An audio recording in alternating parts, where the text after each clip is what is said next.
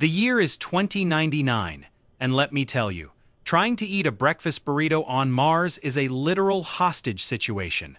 You wake up at 5 a.m. Earth Standard Time, in a tin can buried under 10 feet of radioactive dirt, and the first thing you realize is that gravity here is an absolute joke. At roughly 38% of Earth's pull, you don't just drop a piece of synth bacon, it gracefully glides away from you, like a majestic, greasy butterfly aggressively mocking your morning hunger. I reached for my coffee this morning, sneezed, and accidentally launched myself backward into my roommate's hydroponic tomato vines. That's an immediate 500. Credit fine from the colony HOA. By the way, they don't mess around with the tomatoes.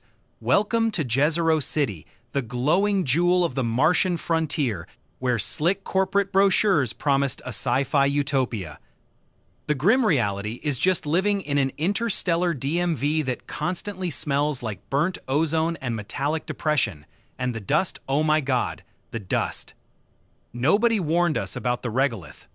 Back on Earth, dust is just dead skin cells and whatever your dog drags in from the yard. Here on the red planet, the dust is essentially microscopic razor blades charged with intense static electricity. It clings to your boots, your suit, your hair, and your deeply exhausted soul. You try to sweep it, it literally laughs at you. You vacuum it. The vacuum instantly catches fire. Last week, I tried to clean the dust off my personal solar panels, and the static shock I got was so violently intense I briefly saw my ancestors. We are supposed to be this hyper-advanced multi-planetary species, yet my neighbor is out there right now completely losing his mind. He's a billionaire crypto bro who moved here to escape the Matrix, currently spending 6 agonizing hours a day crying while scrubbing rust off his limited edition cyber-rover. With a sonic toothbrush, it's poetic justice, honestly, but it doesn't make my daily commute any easier. My job? I'm a level 4 atmospheric scrubber technician. Translation: I unclog the giant space hair, dryers that keep us all from suffocating. Getting to work involves putting on an extravehicular mobility unit that weighs 150 pounds on Earth, but feels like an awkward, bulky 50 pounds here, and smells aggressively like someone microwaved a wet gym sock. You waddle out of the primary airlock feeling like a heavily armored toddler, step onto the rusty, desolate soil, and suddenly you're expected to do high-stakes plumbing. Yesterday, I was out trying to wrench a stuck valve. You pull too hard, and because of the low gravity, the wrench stays totally put and you spin around it like a highly unqualified astronaut ballerina. My boss was screaming over the comms, "Stop doing pirouettes and fix the oxygen flow. Carl, look, man, I'm not doing Swan Lake out here for fun.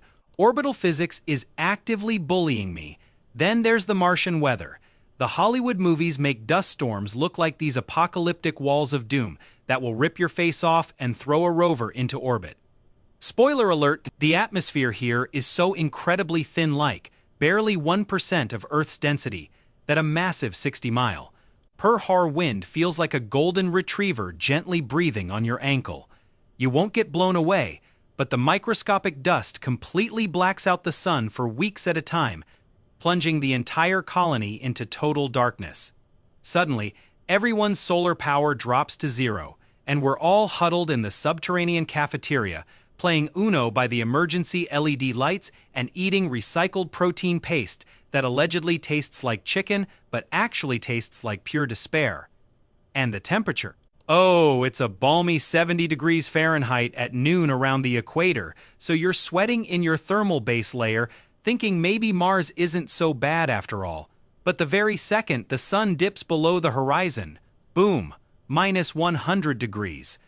If you don't crank up your HAB unit is thermal regulators in time, the moisture from your own breath literally freezes on the walls. Waking up with actual frost on your nose inside your bedroom is a very specific type of psychological torture. The wealthy colonists who just arrived, the fragile greenhorns we call them, always forget to check airlock seals. But they genuinely struggle to open a tight jar of synthesized peanut butter. It is humiliating. Dating is another absolute nightmare on this rock. Tinder on Mars is literally just a localized intranet of 400 people, and you already work 12 harsh shifts with 300 of them. You swipe right on Susan from hydroponics, and then you have to see her the very next day when her department fines you for the aforementioned tomato incident. There is absolutely no let's go out for a romantic dinner. Dinner is happening in the bright clinical communal mess hall. And everyone is aggressively listening to your conversation.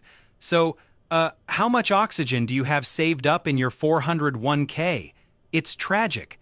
Plus, you can't even hold hands outside. What are you going to do? Clank your thick carbon fiber pressurized gloves together affectionately while staring at a barren wasteland? I tried to kiss a girl on her helmet visor once during a moonlit rover drive.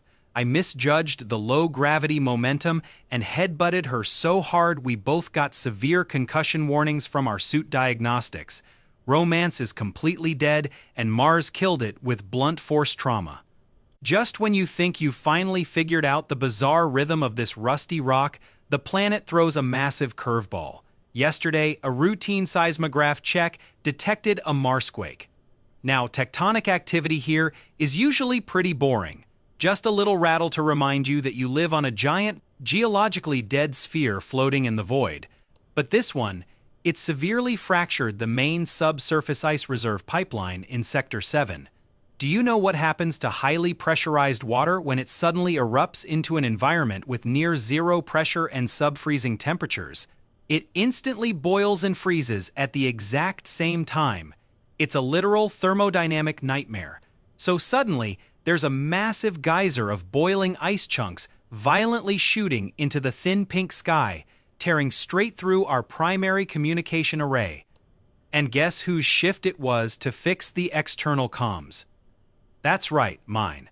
So here I am strapped to a rusted-out maintenance rover, hurtling toward a geyser of angry space, slush at 20 miles per hour, which feels absolutely terrifying when every single rock bump threatens to launch you into a low orbit. My suit AI is calmly informing me that my oxygen is dropping to 40%. The British colony AI is reminding me my rent is overdue, and a piece of flying ice just completely shattered my rover's reinforced windshield, which doesn't actually matter because there is no breathable air out here anyway. But still, it is the principle of the thing. I angrily grab my heavy wrench, the exact same one that made me do pirouettes earlier this week, and mentally prepare to leap into the freezing void to wrestle a rogue spewing pipe. I look up at the alien sky. It's a weird pinkish, orange, completely foreign, and utterly indifferent to my human struggle. And somewhere, 140 million miles away, my mom is probably complaining about minor traffic on the 405 freeway in Los Angeles. God, I miss Earth, I miss real rain, I miss normal gravity, and I really miss breathing without a filter that smells like old boots. Wait, my visor HUD just violently glitched. The geyser stopped. What is that strange, pulsating green bioluminescence glowing deep inside the freshly cracked crater? They told us absolutely nothing could live down here in the freezing dark. Well, guess what? They lied.